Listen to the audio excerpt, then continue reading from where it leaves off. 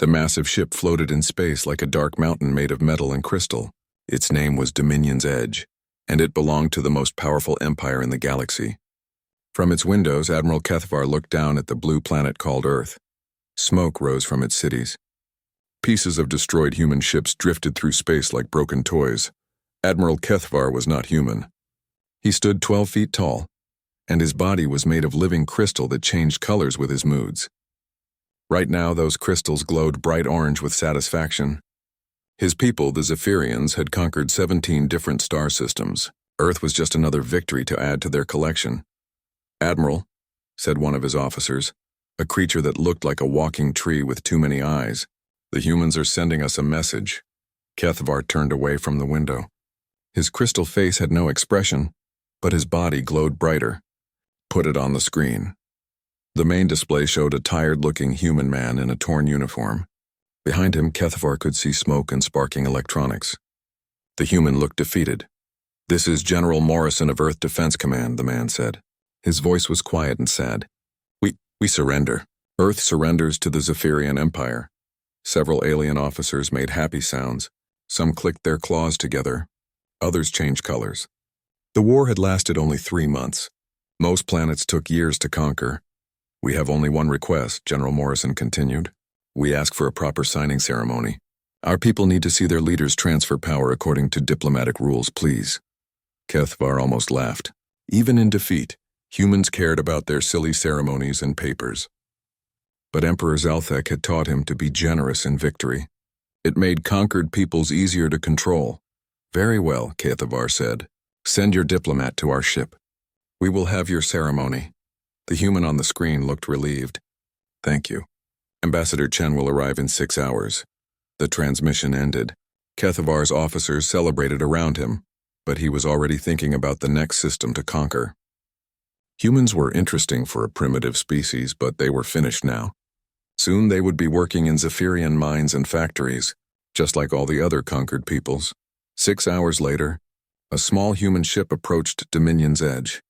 It was tiny compared to the Zephyrian flagship, like a bug flying toward a giant. The ship docked in one of the smaller bays, and soon Kethvar received word that the human diplomat had arrived. Ambassador Sarah Chen was not what Kethvar expected.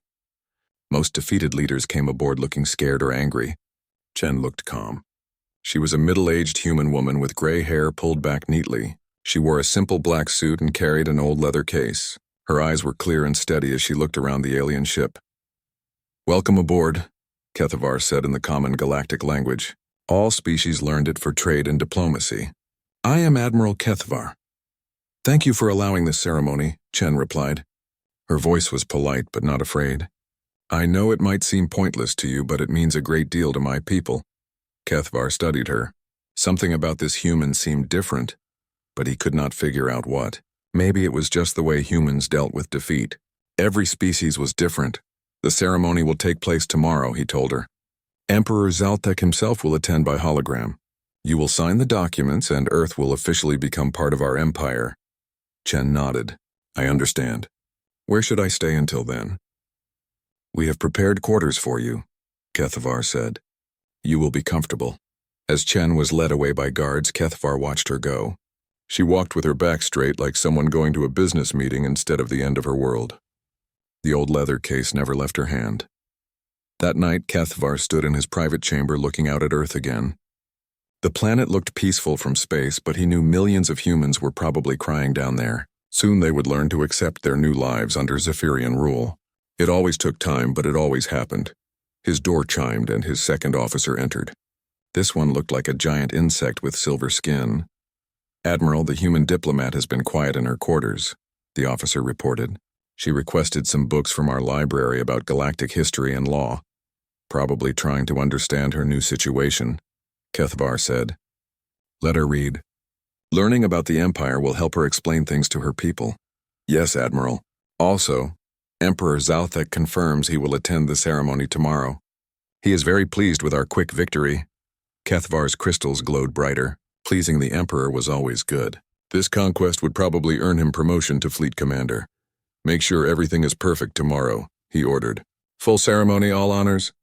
We want the galaxy to see how civilized we are, even in victory." The next morning, the Great Hall of Dominion's Edge filled with representatives from across the Zephyrian Empire. Aliens of dozens of different species came to witness what they thought would be humanity's final moment of independence. There were the tree-like Sylvani, the insect Chitauri, the energy beings called Luxari who floated in special containers, and many others.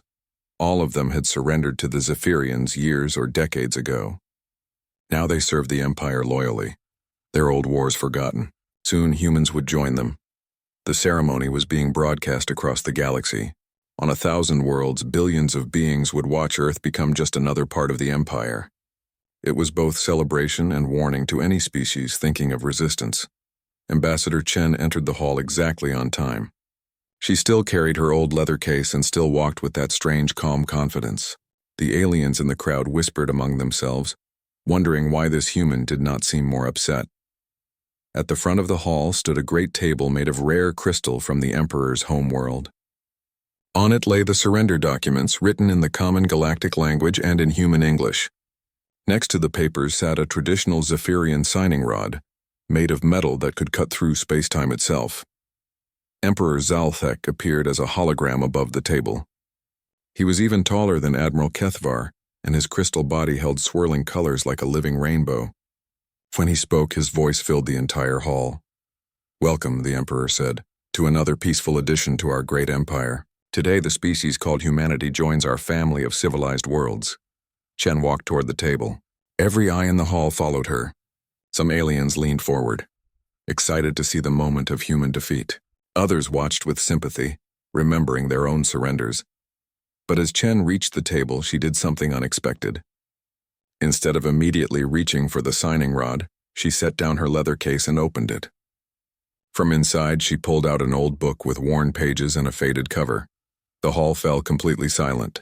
Even Emperor Zalthek's hologram seemed to pause, waiting to see what this strange human would do next. Chen placed the book on the table next to the surrender documents. Then she looked up at the Emperor with an expression that seemed almost sorry for him. "Your Excellence," she said, her voice carrying clearly through the silent hall, "before I sign this surrender, I must point out that you have forgotten something very important." The silence in the great hall was so complete that Chen could hear the soft humming of the ship's engines. Hundreds of alien eyes stared at her, waiting to see what she meant. Emperor Zalthek's hologram flickered slightly, the rainbow colors in his crystal body shifting to darker shades. "Forgotten something?" the Emperor asked. His voice echoed through the hall, carrying a tone of mild amusement. "Human, you are in no position to lecture us about what we have or have not forgotten." Chen smiled, and something about that smile made several aliens in the crowd shift uncomfortably. It was not the smile of a defeated person. It was patient, almost kind, like a teacher about to explain something important to a student. "Of course, Your Excellence," Chen said, bowing her head slightly. "I meant no disrespect. I simply want to make sure we follow all the proper rules for this ceremony." Admiral Kethvar moved closer to the table. His crystal body was now glowing yellow, which meant confusion among his people. "What rules?" "You are surrendering. You sign the papers. It is simple." Chen opened the old book she had placed on the table. The pages were yellow with age, and the writing was in several different languages. Many of the aliens had never seen a physical book before. Most civilizations had moved to digital storage long ago. "This is a complete copy of the Galactic Accords for Warfare," Chen explained. "These are the laws that govern how wars should be fought between star-traveling species. They were written over 3,000 years ago." A murmur went through the crowd. The Galactic Accords were old, very old. Most species barely remembered them. They were considered ancient history, like rules for sword fighting in an age of energy weapons. Emperor Zalthek's colors shifted again, this time to orange, which showed growing irritation. "Those laws are outdated, human. No one follows them anymore." "Actually, Your Excellence, they are still in effect," Chen said calmly. "When your empire signed the Greater Galactic Treaty 200 years ago, you agreed to honor all previous interstellar laws, including the Galactic Accords." She turned a few pages in the book, her finger tracing along lines of text. "I checked your signature on that treaty yesterday. It is quite clear." Kethvar stepped forward, his crystal body now flashing red with anger. "Even if these old laws still apply, we have won. We destroyed your fleet, conquered your planet, and forced your surrender. What more do you want? Chen looked up from the book, and again that strange, patient smile crossed her face. You have indeed done all those things, Admiral. But according to the Galactic Accords, you have not actually won yet. The Emperor's hologram grew brighter, and his voice became sharper. Explain yourself. Now. Chen cleared her throat and began to read from the book. Rule 1 of the Galactic Accords for Warfare, Section A. Subsection 3. Any species claiming victory through superior force must prove their dominance not only through military might, but through triumph over the conquered species' greatest strategic asset. She closed the book and looked directly at the Emperor's hologram. You have defeated our military, Your Excellence, but you have not defeated our greatest strategic asset. The crowd of aliens began talking among themselves. Some sounded worried, others confused. A few of the older representatives seemed to be trying to remember details about the ancient laws. And what? Emperor Zalthek demanded, his colors now cycling rapidly through anger, confusion, and something that might have been concern. Is this greatest strategic asset we have supposedly failed to defeat? Chen picked up her leather case again and pulled out a small device. When she pressed a button, a holographic display appeared above the table. It showed a map of the galaxy with thousands of star systems marked in different colors. Our diaspora, Your Excellence, Chen said simply. The word seemed to hang in the air. Many of the aliens did not know what it meant, but those who did began to look very uncomfortable. For the past 200 years, Chen continued, while you and other empires were focused on military expansion and conquest, humanity was doing something different. We were spreading out quietly, peacefully, one person at a time. The holographic map zoomed in on different sections of the galaxy. Each zoom showed more and more tiny points of light scattered across hundreds of worlds. Human traders established businesses on alien worlds, Chen explained. Human doctors learned alien medicine and healed alien children. Human engineers helped build alien cities. Human teachers learned alien languages and taught alien students. More and more points of light appeared on the map. The crowd of aliens grew quieter as they began to understand what they were seeing. Human farmers learned to grow alien crops. Human artists created works that alien hearts could love. Human soldiers served with honor in alien armies, protecting alien families. Chen turned to look at the crowd. How many of you have worked with humans? How many of you have human friends, human colleagues, human neighbors? Several aliens in the crowd began to look at each other nervously. A few raised their hands, then lowered them quickly as they realized what was happening. Over the past 2 centuries, Chen continued, humans have become part of the fabric of galactic civilization. We did not conquer worlds. We built lives on them. We did not force our way into alien societies. We were invited in because we proved ourselves useful, trustworthy, and loyal.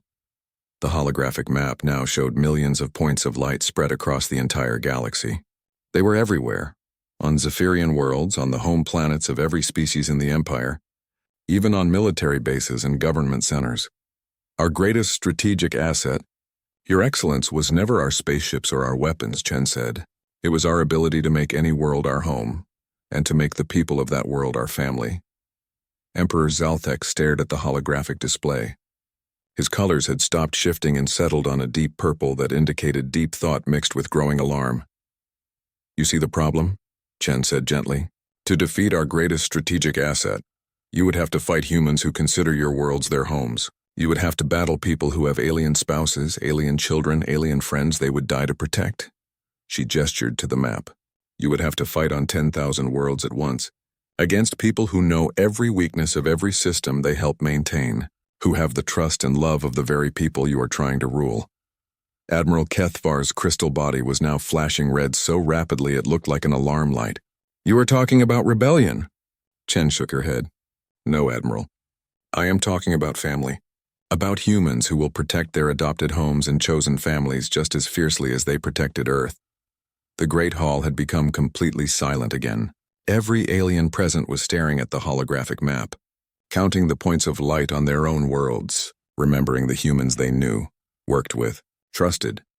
According to Rule 1 of the Galactic Accords, Chen said, you now have exactly 1 standard galactic day to prove your dominance over our true strategic asset. If you cannot do so within that time, the war is not over. She smiled that patient, kind smile again. In fact, Your Excellence, I believe the real war is just about to begin. Emperor Zalthek's hologram flickered as his real body, light years away, processed what he had just heard. The rainbow colors in his crystal form had settled into a deep, dark purple that his species used to show serious concern. Around the Great Hall, hundreds of alien representatives whispered to each other in dozens of different languages. "You are bluffing," the Emperor said finally. His voice was controlled, but Chen could hear the uncertainty underneath. "These humans you speak of are scattered and few. They cannot threaten an entire empire." Chen opened her leather case again and pulled out another device. This one was smaller, about the size of a human hand, and it pulsed with a soft blue light. "Your Excellence, do you know what this is?" she asked, holding it up for everyone to see. Admiral Cathvar leaned forward, his crystal body now cycling through several colors as he tried to identify the object. "It appears to be a standard galactic communicator, but modified." "Very good, Admiral," Chen said. "It is indeed modified. This particular communicator can send a message to every human in the galaxy at the same time, using quantum channels that cannot be blocked or traced." The Emperor's hologram grew brighter with anger. "What message?" Chen pressed a button on the device. A soft chime echoed through the hall, so quiet that some aliens had to strain to hear it, but Chen's smile grew wider. "I just sent a message that every human in the galaxy has been waiting to receive for the past 50 years, she said. A message that said simply, "Rule 1 is in effect. Protect your families." The silence that followed was broken by the sound of Admiral Cathvar's communication panel beeping urgently. Then another panel beeped. Then another. Soon alarms were going off throughout the ship as reports flooded in from across the galaxy. "Admiral," called one of his officers, a creature that looked like a walking octopus made of metal. "We are receiving emergency signals from Zerion Prime. Their main power grid has gone offline. Centauri station reports. Complete communication failure," called another officer. "The mining operation on Kepler 7 has stopped production. All equipment is down. Trade routes through the Vega system are blocked. Someone has changed all the navigation codes. The medical centers on New Geneva are reporting that all their computers have been wiped clean." More and more reports came in. Admiral Cathvar's crystal body was now flashing red so rapidly that it hurt to look at him. Emperor Zalthek's hologram began to shake as the distant ruler realized the scope of what was happening. "This is impossible," the Emperor said. "Security systems, backup systems, isolated networks. They cannot all fail at once." Chen closed her book and picked up her leather case. "They are not failing, Your Excellence. They are being turned off by the people who built them, maintain them, and understand them better than anyone else." She gestured to the holographic map, which was now showing red warning lights appearing on thousands of worlds across the galaxy. Dr. James Park, who designed the power grid on Zerion Prime, is married to a Zerion engineer and has 3 children who consider themselves Zerion citizens. When he received word that the Zephyrian Empire threatened his family's home, he protected it the only way he could. More reports flooded in. The communication systems of entire star systems were going dark. Trade ships were stranded as navigation systems failed. Military bases found their weapons offline and their shields down. Maria Santos, who programmed the communication networks for Centauri Station, has worked there for 20 years. Chen continued. Her best friend is a Centauri who saved her life during an asteroid storm. She will not let the Empire hurt her friend's people. Admiral Cathvar was now receiving reports faster than he could process them. His officers ran around the bridge in panic, trying to understand how everything could go wrong at once. "The humans on mining station Kepler 7 have been part of the mining crew for 30 years, Chen said. "They eat with the Keplers, celebrate Kepler holidays, and consider themselves Kepler family. Of course they will protect their home from invaders." Emperor Zalthek's hologram was now shaking with rage. "Stop this. Order your people to turn the systems back on." Chen shook her head sadly. "I cannot do that, Your Excellence. These humans are not following my orders. They are following their hearts. You see, when humans adopt a world as home, we do not pretend to love it. We actually do love it," the reports kept coming. Financial systems crashed as human accountants and programmers protected the savings of their alien friends. Transportation networks stopped as human pilots and controllers refused to help the Empire move troops. Even food production slowed as human farmers chose to feed their alien neighbors instead of supporting an occupation force. "This is not war," Emperor Zalthek said, his voice now carrying a note of desperation. "This is sabotage." "No, Your Excellence," Chen replied. "This is love. Love for adopted homes, chosen families, and communities that welcomed us and trusted us with their most important systems. She opened her book again and turned to a page near the back. Rule 1, Section A, Subsection 4. If the conquering force cannot prove dominance over the conquered species' greatest strategic asset within the specified time frame, then by galactic law the situation reverses. Chen looked up at the Emperor's flickering hologram. You have 23 hours and 14 minutes left to defeat an enemy that considers your world's home and your people family. An enemy that has spent 200 years learning everything about how your empire works. Admiral Kethavar stepped closer to the table, his crystal body now a solid, angry red. You planned this. All of it, Chen nodded. Of course we did. We planned it the moment we realized that military conquest was not the only way to survive in a hostile galaxy. We planned it when we decided that making friends was better than making weapons. She gestured to the chaos erupting around them as more and more systems across the galaxy went offline. Every human engineer who helped build your infrastructure, every human doctor who learned your biology, every human teacher who studied your languages, they were all preparing for this day, but why? Emperor Zalthek demanded. Why spread out across the galaxy instead of building up your own defenses? Chen smiled, and for the first time it was not patient or kind. It was proud. Because, Your Excellence, humans learned something very important from studying galactic history. Empires that rule through fear eventually fall, but communities that grow through love last forever. The holographic map now showed red warning lights on almost every world in the Zephyrian Empire. Transportation was stopped, communications were down, and power grids were failing. But more importantly, local populations on hundreds of worlds were beginning to rebel as they realized that the humans they trusted and cared about were being threatened. You wanted to conquer humanity, Chen said, closing her book one final time. But you never asked the most important question. What happens when humanity has already conquered your empire through friendship? She picked up her leather case and turned toward the exit. You have 23 hours, Your Excellence. Good luck trying to defeat people who are fighting to protect their own families on their own worlds. As Chen walked away, the Great Hall erupted into chaos. Alien representatives were calling their home worlds, trying to understand what was happening. Officers were running back and forth with urgent reports, and Emperor Zalthek's hologram flickered and faded as communication systems throughout his empire continued to fail. For the first time in 300 years, the Zephyrian Empire was not the hunter. They had become the hunted, and their enemies were the very people they had trusted to keep their civilization running. The chaos in the Great Hall grew worse by the minute. Admiral Kethavar's officers were now running between communication stations, their voices overlapping as they tried to make sense of the reports flooding in from across the galaxy. The holographic map that Chen had left behind showed more and more red warning lights appearing on Zephyrian worlds. Emperor Zalthek's hologram stabilized again, but his crystal body was now a dark, angry red. Explain to me exactly what is happening, he demanded. How can scattered humans cause this much damage? Admiral Kethavar looked at his reports, his own crystal body cycling through colors of confusion and growing fear. Your Excellence, it is not just damage. It is coordination. The humans are not acting randomly. They are targeting specific systems in a planned order. Show me, the Emperor commanded.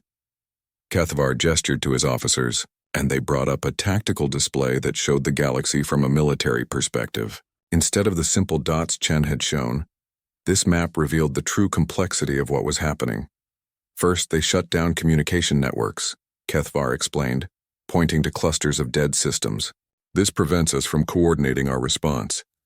Then they disabled transportation hubs, making it impossible to move troops or supplies quickly. He pointed to another section of the map.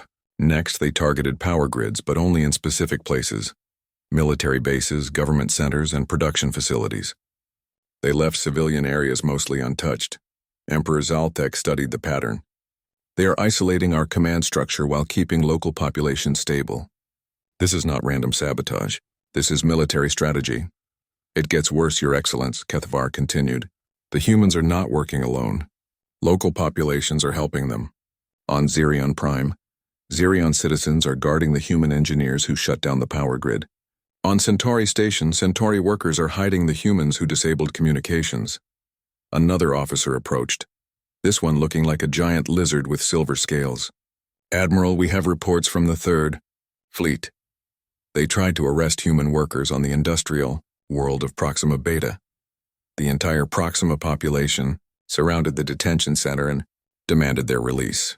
Did the fleet comply? Emperor Zalthek asked. They had no choice, Your Excellence. The Proxima threatened to shut down all industrial production if the humans were harmed. Without that production, 17 other systems would lose critical supplies within days. The Emperor was quiet for a long moment, his colors shifting through purple and dark blue as he processed this information. Finally, he spoke. How did we not see this coming? How did our intelligence services miss a conspiracy involving millions of humans across the galaxy? Admiral Kethvar consulted another report. Your Excellence, I do not think it was a conspiracy in the traditional sense. According to our archives, humans have been open about their activities for 2 centuries. They applied for immigration permits, registered businesses, attended schools, joined local organizations, all legally and publicly. Then why did we not recognize the threat? Because it did not look like a threat, Kethvar admitted. Humans integrated so completely into local societies that our intelligence services classified them as productive citizens, not potential enemies. Many of them have served with distinction in our military, our government, our sciences. The Emperor's hologram flickered with frustration. Are you telling me that our own people are protecting humans who are attacking us? That appears to be exactly what is happening, Your Excellence. But from the perspective of local populations, they are not protecting attackers. They are protecting family members, friends, and colleagues who are defending their homes. A new officer approached, this one of floating energy being contained in a transparent sphere. Your Excellence, we have a communication from the human government on Earth. Put it through, the Emperor commanded. The main display showed a different human this time, an older man in a simple military uniform standing in what looked like a bunker. Behind him, other humans worked at communication equipment. I am General Morrison, the man said. I believe you met Ambassador Chen earlier. Emperor Zalthek's colors flashed brighter. General, order your people to stop this sabotage immediately, or we will begin destroying human settlements across the galaxy. General Morrison's expression did not change. I cannot give that order, Your Excellence, because I do not command those people. The humans you are fighting do not take orders from Earth's government. They are citizens of your worlds now. What do you mean? I mean that Dr. James Park, who shut down the power grid on Zarian Prime, has not been an Earth citizen for 20 years. He is a Zarian citizen, married to a Zarian wife, raising Zarian children. His loyalty is to Zarion, not to Earth. Morrison gestured to someone off-screen, and new information appeared on the display. Maria Santos, who disabled Centauri Station's communications, renounced her Earth citizenship 15 years ago to become a full Centauri citizen. She votes in Centauri elections, pays Centauri taxes, and considers herself Centauri. The general continued with more examples. The humans on mining station Kepler-7 have been legal Kepler citizens for decades. The farmers on agricultural world Harvest have Harvest citizenship and Harvest families. Emperor Zalthek was silent for a moment. What are you saying? I am saying that the people you are fighting are not human rebels, Your Excellence.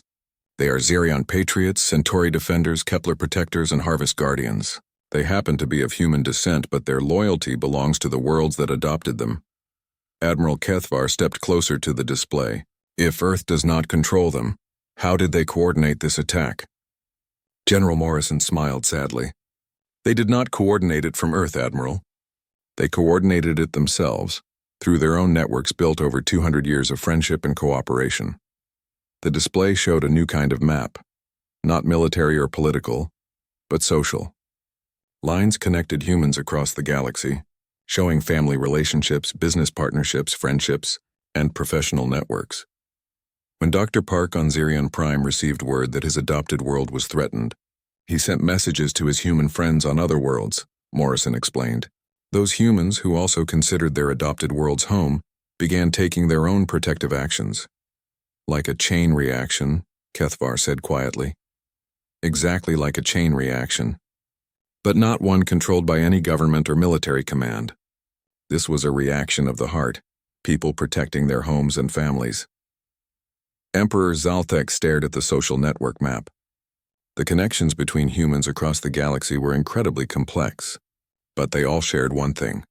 They were based on personal relationships. Not political orders. You are telling me, the Emperor said slowly, that we are fighting an entire galactic civilization of humans who consider themselves citizens of our own worlds. That is correct, Your Excellence. And now you understand the true nature of humanity's weapon. Morrison gestured to the chaos visible on the tactical displays around the bridge. Our weapon was never technology or military might. It was trust. For 200 years, humans proved themselves trustworthy to alien communities. We learned alien customs, spoke alien languages, adopted alien values, and raised alien children as our own. But you remained human, Kethavar pointed out. Yes, we remained human, but we became something else as well. We became Xerion humans, Centauri humans, Kepler humans. We developed loyalty to our adopted homes that was just as strong as our loyalty to our birth species. The general paused and looked directly at Emperor Zalthek's hologram. Your Excellence, you tried to conquer humanity by defeating Earth. But humanity is not just Earth anymore. Humanity is now part of every world in your empire. To defeat us, you would have to fight your own citizens on your own worlds. Emperor Zalthek's colors shifted to the darkest purple his species could produce, the color of deep, troubled thinking. Around him, the reports kept coming in. More systems failing, more local populations protecting their human neighbors, more worlds choosing their adopted human families over imperial loyalty. How long have you been planning this? The Emperor asked. We have been living this for 200 years, Your Excellence. Every human who chose to build a life on an alien world, every mixed marriage, every human child who grew up speaking an alien language as their first language, they were all preparing for this day without even knowing it. Morrison's image began to fade as communication systems across the galaxy continued to fail. You have about 20 hours left to prove your dominance over our greatest strategic asset, Your Excellence. But I should warn you, that asset is not just millions of humans scattered across your empire. What do you mean? I mean that our greatest strategic asset is the love and loyalty of your own people. Good luck fighting that. The transmission ended, leaving the Great Hall in stunned silence. For the first time in the history of the Zephyrian Empire, Emperor Zalthek faced an enemy that could not be defeated by military force. An enemy that lived in the hearts of his own citizens. 18 hours remained on the countdown when Emperor Zalthek made his decision. His hologram appeared in the Great Hall of Dominion's Edge one final time, but now his crystal body showed colors that Admiral Kethavar had never seen before. Swirling patterns of gold and silver that seemed to pulse with desperate determination. Admiral, the Emperor said, deploy the Imperial Guard to all critical systems. Arrest every human in the galaxy if necessary. We will show these rebels what happens when they challenge the Empire. Kethavar's own crystal body flashed yellow with concern. Your Excellence, that would mean military action on over 10,000 worlds simultaneously. We do not have enough ships, then use local forces. Order all planetary governments to detain their human populations immediately. Admiral Kethavar touched his communication panel and began sending orders across the galaxy. But within minutes, the responses began coming back, and they were not what the Emperor expected. Your Excellence, Kethavar reported, his colors now cycling rapidly through confusion and alarm. The planetary governors are refusing to comply. What do you mean, refusing? Governor Thilex of Xerion Prime reports that arresting the humans would cause a complete revolt among his population. The Xerions are threatening civil war if their human neighbors are harmed. Another officer approached with more reports. The Centauri Senate has voted unanimously to protect their human citizens. They are calling any attempt to arrest humans an act of war against Centauri sovereignty. The Kepler Mining Council says they will shut down all operations permanently, rather than turn over their human workers. Agricultural World Harvest reports that their human farmers are responsible for 60% of food production. Arresting them would cause famine across 17 systems. Emperor Zalthek's colors shifted to a deep, angry red. Are you telling me that our own member worlds are choosing humans over imperial loyalty? It appears so, Your Excellence. But they do not see it as choosing humans over the Empire. They see it as protecting their own citizens from foreign invaders. The Emperor was quiet for a long moment. When he spoke again, his voice carried a note that Kethavar had never heard before. Uncertainty. Foreign invaders? We are the Empire. We are their government. Yes, Your Excellence. But according to these reports, many local populations no longer see the Empire as their protector. They see it as a threat to their families and communities. More reports came in, each one worse than the last. On world after world, local governments were choosing their human citizens over imperial orders. Some were doing it openly, declaring independence from the Empire. Others were simply ignoring orders and claiming technical difficulties. "Your Excellence," another officer reported, "we are receiving a transmission from Ambassador Chen. She wishes to speak with you." The Emperor's hologram flickered with anger, but he nodded. "Put her through." Chen appeared on the main display, but she was no longer aboard Dominion's Edge. Behind her was what looked like a busy command center, filled with humans and aliens working together at communication stations. "Where are you?" Emperor Zalthek demanded. "I am on Zirion Prime, Your Excellence. Governor Thalex invited me to help coordinate the peaceful resolution of this situation." "Peaceful resolution? You have crippled my empire." Chen shook her head. "No, Your Excellence. I have simply revealed what your empire really is, a collection of worlds held together by fear rather than loyalty." When that fear was challenged, the bonds broke. She gestured to the aliens working behind her. "These are Zirion citizens working alongside human citizens to protect their shared home. They are not rebels or traitors. They are families defending their families." Emperor Zalthek's colors shifted to the darkest purple. "What do you want?" "I want you to understand something, Your Excellence. This was never about humans conquering your empire. This was about showing your people that they have a choice." Chen activated a holographic display that showed the current state of the galaxy. Instead of the red warning lights of system failures, it now showed green lights appearing across hundreds of worlds. "Systems are coming back online," Chen explained, "but they are being controlled by local governments working with their human citizens, not by your imperial command structure. You are breaking apart my empire." "No, Your Excellence. Your empire is choosing to break apart.